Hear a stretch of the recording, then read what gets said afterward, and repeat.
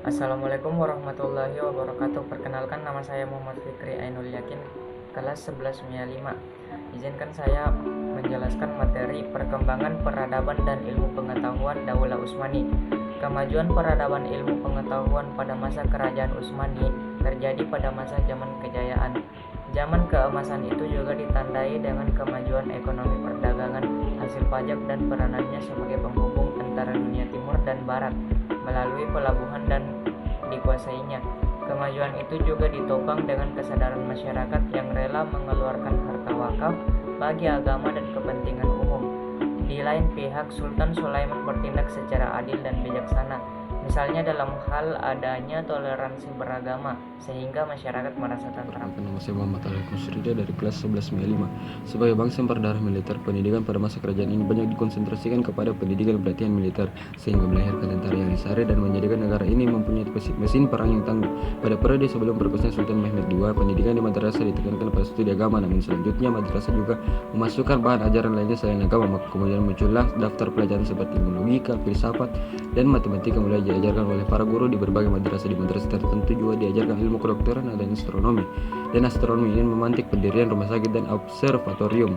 Sinyalemen dari Sultan Sulaiman mengandung ungkapan bahwa kerajaan Utsmani telah mencapai beberapa kemajuan antara lain sebagai berikut. Saya Muhammad Ilham, kelas 11 MIA 5, ingin membacakan materi. 1. Bidang hukum. Sultan Sulaiman adalah peletak peraturan perundang-undangan pada masa kerajaan Utsmani. Segala tindakan dalam masyarakat diatur dengan undang-undang yang harus dipedomani oleh para pejabat Utsmani, sehingga Sultan Sulaiman diberi gelar Al-Kanuni. Beliau memberi tugas kepada Ibrahim Al-Halabi WTT 1549 M, lahir di Aleppo. Iman dan kitab Masjid Jami Muhammad Al-Fatih di Istanbul untuk menyusun kitab undang-undang yang bernama Al-Muntaka Al-Abhur, yang berarti pertemuan laut-laut yang menganggap luasnya kekuasaan kerajaan Utsmani yang meliputi berbagai laut beserta daratannya. Kitab tersebut merupakan salah satu buku terpenting karya ulama mazhab Hanafi di bidang hukum yang dijadikan rujukan para hakim pada kerajaan Utsmani. Saya Muhammad Hamzah Stabila Kahar dari kelas 11 MIA 5 nomor urut 22. Saya akan menjelaskan tentang bidang militer. Bidang militer, unsur kemiliteran menempati kedudukan penting dalam basis sosial politik kerajaan Utsmani. Pasukan Utsmani berkembang menurut kehendak alam, belum organisasi secara rapi. Oleh sebab itulah dibentuklah pasukan baru yang personilnya terdiri atas anak-anak yang dididik secara khusus. Faktor utama yang mendorong kemajuan di bidang militer bagi kerajaan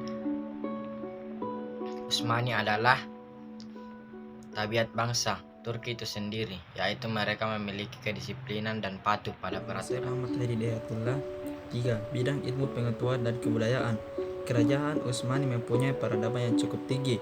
Hal itu sebagaimana yang diperlihatkan pada diri Sultan Sulaiman. Ia mampu membuat syair yang indah dalam bahasa Persia meskipun tak sehebat ayahnya.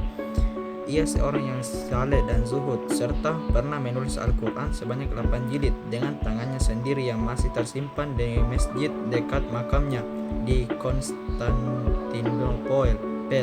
Kerajaan Utsmani mencapai peradaban tinggi karena kepandaian masyarakatnya yang beradaptif terhadap kemajuan di sekitarnya. Bizantium, Persia, dan Arab adalah wilayah yang kaya akan budaya dan peradaban yang tinggi. Dari sanalah Utsmani mengambil alih kebudayaan untuk dipakai sebagai landasan kemajuan. Utsmani banyak mengadopsi dan protokoler istana raja-raja Persia karena ada hubungan histori yang melatar belakangi kehidupan Utsmani sebelum dan sesudah pindah ke Asia Barat. Utsmani banyak mengikuti sistem organisasi tentara dan pemerintahan Bizantium yang telah ada lebih dahulu. Utsmani juga meneliti dan mengembangkan ilmu ekonomi, sosial, kemasyarakatan, hukum, dan huruf dari budaya Arab melalui ajaran Islam yang mereka peluk. Daulah Utsmani tidak banyak mengembangkan ilmu pengetahuan karena bidang militer menjadi tulang punggung kemajuan keluasan wilayah dan berjasa dalam mengembangkan Islam di Eropa secara politik. Namun mereka sangat maju di bidang bangunan fisik dan arsitektur dengan corak warna tersendiri. Kelas 1195. 4. Bidang keagamaan. Masyarakat Turki mempunyai tradisi keagamaan yang kuat. Mereka mewarisi tradisi itu sejak dari tanah aslinya yakni Asia Tenggara, yang selalu bimbang dan ragu terhadap kepercayaan lain kecuali kepercayaan Islam. Menganut Islam Sunni dengan berpegang pada mazhab Hanafi. Dalam masyarakat Turki juga berkembang ajaran tasawuf atau sufi yang dianut oleh kalangan penguasa maupun kaum awam. Paham sufi menekankan pada aspek batin daripada aspek lahir dalam kehidupan keagamaan untuk mendekatkan diri kepada Allah. Banyak makam tingkatan yang harus dilalui oleh seorang murid atau calon pengamal ajaran sufi dalam kurung mutasawwif sebelum mencapai tingkat sufi. Saya Nadila Putri Saleh, kelas 1195. Paham sufi yang pertama kali berkembang di Turki ialah ajaran Ahmad Yasawi atau Yasevi tahun 562 Hijriah atau 1169 Masehi yang berasal dari Turkistan. Yasevi adalah nama kota tempat ia mengajarkan ajaran sufi atas pemerintah penguasa. Kemudian ia pindah ke Bukhara dan menjadi seorang syekh sufi di sana.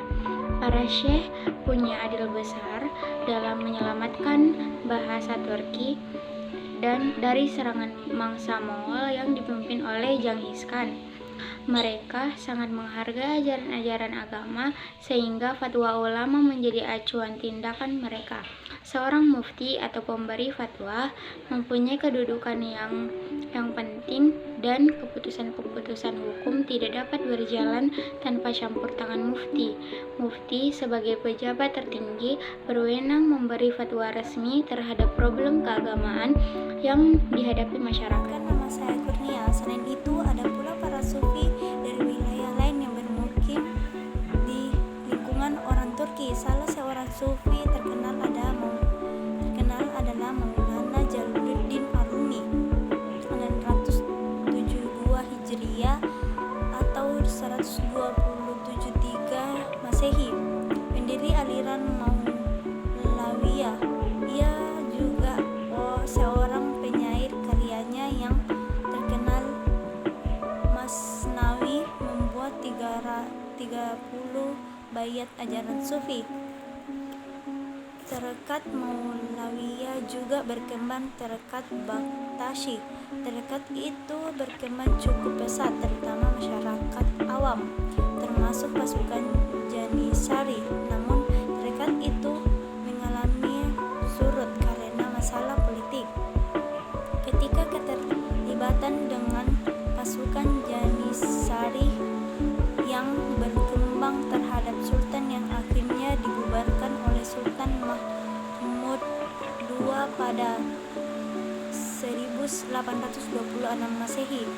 Selain itu berkembang pula tarekat Naqsabandiyah di Turki.